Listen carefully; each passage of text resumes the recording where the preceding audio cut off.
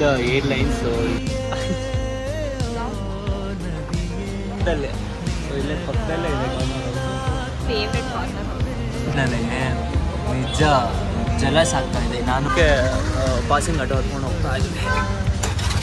ದೊಡ್ಡ ಮಿಸ್ಟೇಕ್ಸ್ ಮಾಡಿದ್ವಿ ಅಂದರೆ ನಾವು ಅಲ್ಲಿಂದ ಇಲ್ಲಿಗೆ 500 ಮೀಟರ್ಸು ಇಲ್ಲ, ಆರಾಮಾಗಿ ನಡ್ಕೊಂಡು ಬಂದಿದ್ರೆ ಆಗಿರುತ್ತೆ.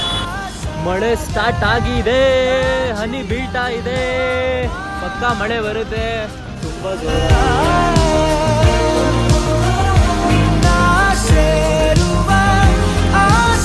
ಅಂದರೆ ಬರ್ಬೇಕು ಮಳೆಯಲ್ಲೇ ಹೋಗೋಣ ಅಂದ್ಕೊಂಡು ಹೋಗ್ತಾ ಇದ್ವಿ.